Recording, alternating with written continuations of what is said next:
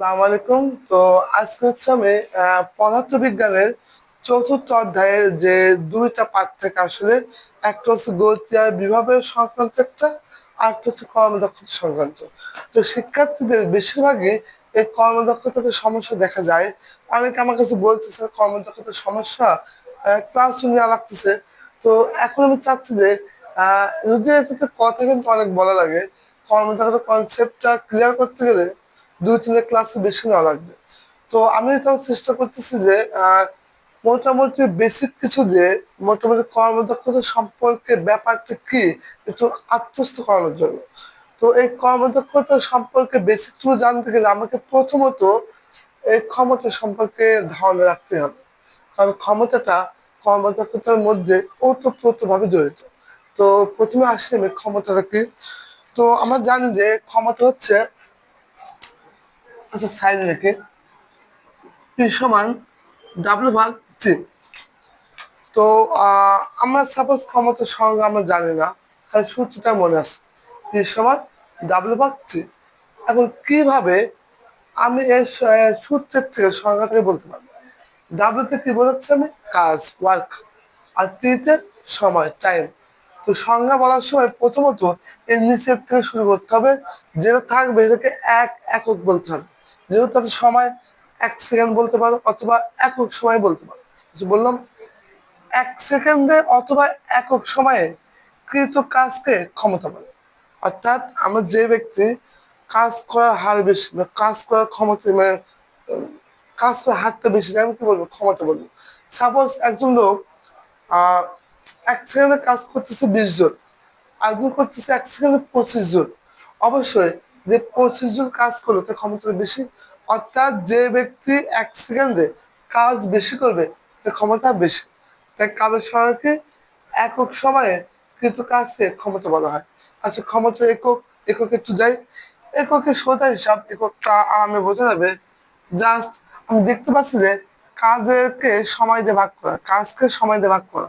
তাই আমি কাজের একক জুল, সময় একক সেকেন্ড ভাগ করলাম। তবে কি হবে দেখো, জুল আর সেকেন্ড এর মাঝে কি আছে? ভাগ চিহ্ন। আর আমি যদি জুল আর সেকেন্ড এর মাঝে যদি গুণ চিহ্ন টানে, তখন কি হয়? এস এর মাত্রা পাওয়ার কিন্তু কিছু নাই, মানে কি মনে মনে এক আছে। ভাগ যখন গুণ হয়ে যাবে তখন পাওয়ারটা আগে মাইনাস চলে আসবে। তো কি দাঁড়ালো? Joule per second. ক্ষমতা একক কি দাঁড়ালো? জুল পার সেকেন্ড অথবা ওয়াট, অথবা কি ওয়াট। তো ক্ষমতা কি বলা হয়? ওয়াট। অনেকে জুল পার সেকেন্ড বলে, এর জন্য তো বইতে লেখা থাকে যে 1 ওয়াট সমান 1 জুল পার সেকেন্ড। দুটো সেম, ওয়াটও ক্ষমতা একক, জুল পার সেকেন্ডও ক্ষমতা একক। ঠিক আছে? তো এই হচ্ছে ক্ষমতা সম্পর্কে মোটামুটি। এটা নিয়ে আরো বলার আছে অনেক কিছু, কিন্তু কর্মদক্ষতাতে করতে গেলে ক্ষমতা সম্পর্কে এইটুকু জানতে পারলে এনাফ। শুধুমাত্র কি মাথায় রাখবা যে কাজটা হচ্ছে, কাজকে সময় দিয়ে ভাগ করে কি পাবো? ক্ষমতা। থাকবে তো মাথায়? কি বললাম? কাজকে সময় দিয়ে ভাগ করে কি পাবো? ক্ষমতা। ওকে, তাহলে আপাতত ক্ষমতা যেটুকু বললাম এটুকু তো মাথায় আছে। ওকে, তারপর দ্বিতীয়ত হিসেবে এবার আমি যাবো কোথায়? কর্মদক্ষতাতে। তো এট ফার্স্ট আমি কর্মদক্ষতাকে কি দিয়ে প্রকাশ করা হয় একটু দেখি। এন কিন্তু এক ঠ্যাং বড়, ডান ঠ্যাংটা বড়, তার নাম কি বলবো আমি? ইটা। কি বলবো? ইটা। কর্মদক্ষতাকে কি দিয়ে প্রকাশ করা হয়? ইটা দিয়ে। কি দিয়ে? ইটা দিয়ে। আচ্ছা, এবার আসো কর্মদক্ষতা ব্যাপারটা কি বোঝাচ্ছে আমি একটু বেসিক্যালি বোঝাই তোমার। মনে করো আমি তোমার একটা মোটর দিলাম, কি দিলাম? মোটর। এখন এই মোটরটার ক্ষমতা 2 হর্স পাওয়ার। এরকম বড় মোটর বা রাস্তাঘাট যে অটোগুলো দেখো, ওর ব্যাটারি গায়ে দেখো লেখা থাকে যে হর্স পাওয়ার। ওদের ক্ষমতা কিন্তু হর্স পাওয়ার এককে ইউজ করা হয়। হর্স পাওয়ার অর্থ কি? অশ্ব ক্ষমতা। এখন এই হর্স পাওয়ারকে আমাকে কিন্তু আবার ওয়াটে কনভার্ট করতে হবে। কিসে? ওয়াটে। আমাকে জানতে হবে যে 1 হর্স পাওয়ার সমান 746 ওয়াট। কত ওয়াট? 746 ওয়াট। 1 হর্স পাওয়ার সমান 746 ওয়াট। এবার এই মোটরটা কত ক্ষমতা নিয়ে তৈরি? 2 হর্স পাওয়ার মোটর। এই মোটরটা মাটির থেকে 60 মিটার উঁচু। কয় মিটার উঁচু? 60 মিটার উঁচু বিল্ডিং এর ছাদে সাপোজ 5,000 লিটার পানি তুলতেছে। কত লিটার? 5,000 লিটার পানি তুলতেছে কতক্ষণে? আধা ঘন্টায়। কত ঘন্টায়? আধা ঘন্টায়। এখন বলতে পারে যে মোটরটা কর্মদক্ষতা বলো। কর্মদক্ষতা বলতে আসলে আমার ধারণাটা কি, একটা যন্ত্র কাজ কত বেশি করতেছে, কাজ যে বেশি করে তার কর্মদক্ষতা বেশি। তো এটার কর্মদক্ষতা বের করার লজিক থেকে সূত্রটাকে কিভাবে সলভ হবে। তো সবাইকে আবার বলতেছি, একটু ঠান্ডা মাথায়, একটু সুন্দরভাবে, একটু টাকা বলে দিই। ঠিক আছে, কি দিলাম? একটা মোটর দিচ্ছি 2 হর্স পাওয়ারের। এই মোটরটা 60 মিটার উঁচু বিল্ডিং এর ছাদে, বিল্ডিং তো না, যাই হোক, বিল্ডিং এর ছাদে 5,000 লিটার পানি তুলতেছে। কত করে? আধা ঘন্টায়। মোটরটার কর্মদক্ষতা কত? কর্মদক্ষতা বলতে ইটার সমান কি বোঝায়? ইটার সমান নিচে দেওয়া হয় কি, বাংলাতে আগে আমি একটু লিখি, মোট প্রদত্ত ক্ষমতা। মোট প্রদত্ত ক্ষমতা বলতে যন্ত্রটা কি পরিমাণে ক্ষমতা নিয়ে তৈরি, এটা হচ্ছে কি মোট প্রদত্ত ক্ষমতা। ক্লিয়ার? যন্ত্রটা যে ক্ষমতা বা শক্তি, শক্তি সময় বলে যে পার্ট আছে, ব্যাখ্যা করব। আগে দেখো, এখানে তো আছে ক্ষমতা নিয়ে, এটা যে ক্ষমতা নিয়ে তৈরি সেটাকে আমি কি বলবো? মোট প্রদত্ত ক্ষমতা। আর উপরে কি যাবে? যন্ত্রটা আমাদেরকে যে কাজ করে দিল, আর সে কাজটা করতে কত সময় নিচ্ছে, এটা কি পাবো? যন্ত্রের ক্ষমতা, যাকে কি বলা হবে? লভ্য কার্যকর ক্ষমতা। কি বলা হবে? লভ্য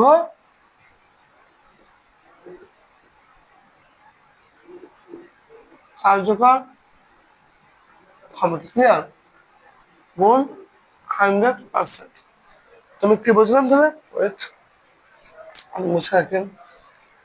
কর্মদক্ষতার সূত্র কি দাঁড়ালো? মোট প্রদত্ত ক্ষমতার উপরে কি যাবে? লভ্য কার্যকর ক্ষমতা। মোট প্রদত্ত ক্ষমতা কি? একটা যন্ত্র যে পরিমাণে ক্ষমতা নিয়ে তৈরি, একটা যন্ত্র যে পরিমাণে ক্ষমতা নিয়ে তৈরি, তাকে আমি কি বলবো? মোট প্রদত্ত ক্ষমতা। আর উপরে কি দিয়েছি? লভ্য কার্যকর ক্ষমতা, মানে কি যন্ত্র থেকে কি ক্ষমতা আমি ব্যাক পাইছি। তো এটা কি বলে কথা, সূত্র দিকে একটু যায়।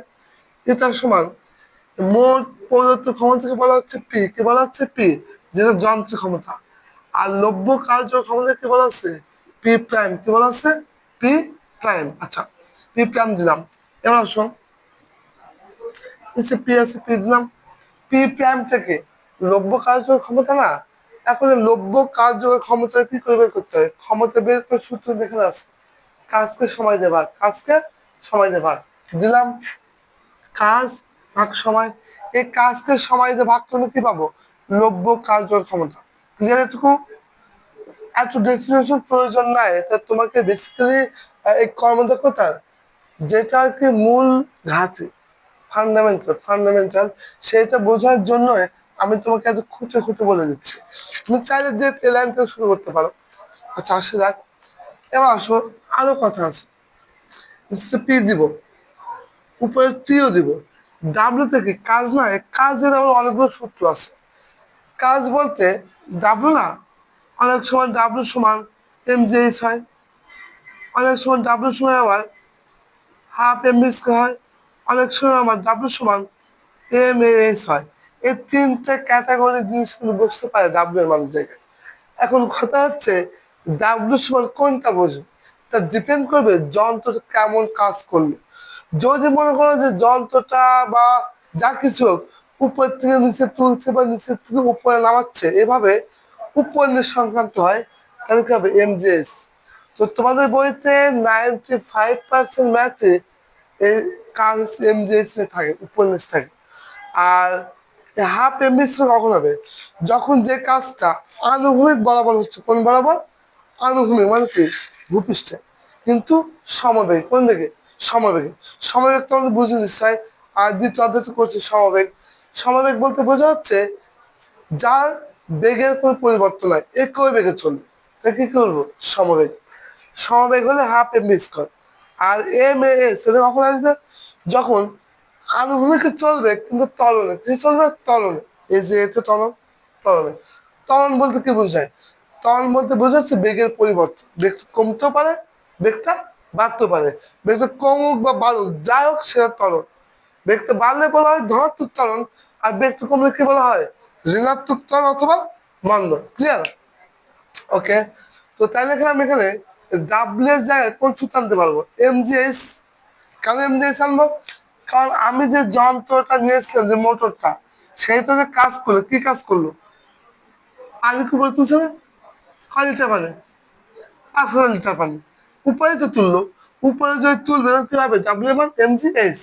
আর আমাকে অবশ্যই মাস্ট জানা উচিত যে 1 লিটার সমান 1 কেজি বলা যেতে পারে। 1 লিটার 1 কেজি, তাহলে পানি তুলে কয় কেজি? 5,000 কেজি। লিটার মানে কেজি। ক্লিয়ার? তাহলে ডাব্লিউ মান কি দেবো?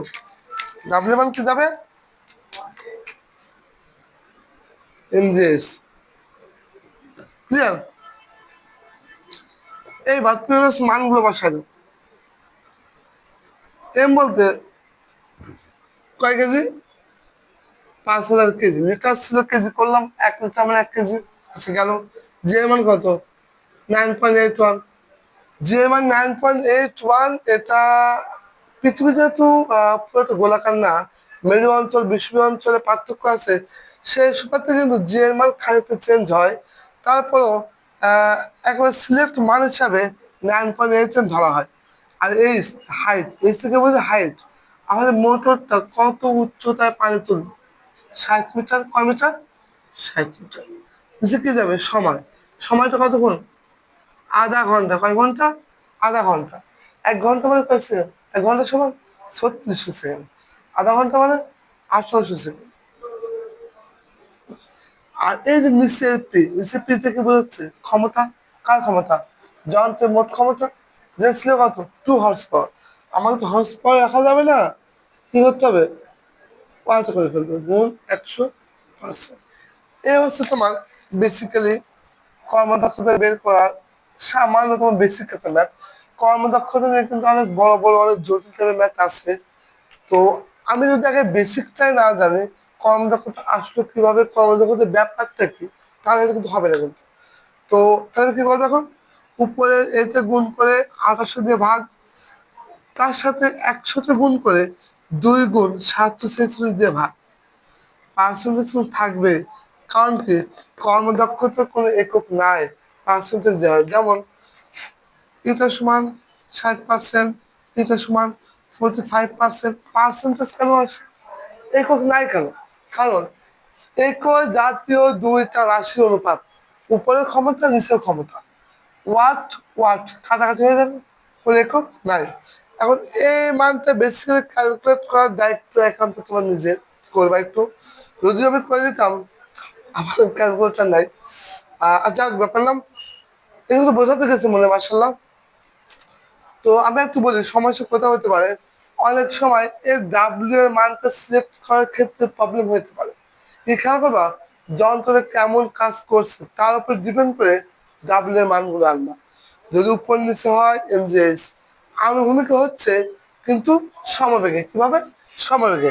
হাফ এমবি স্কোয়ার, তরলে গেলে এমএস। ক্লিয়ার? ওকে।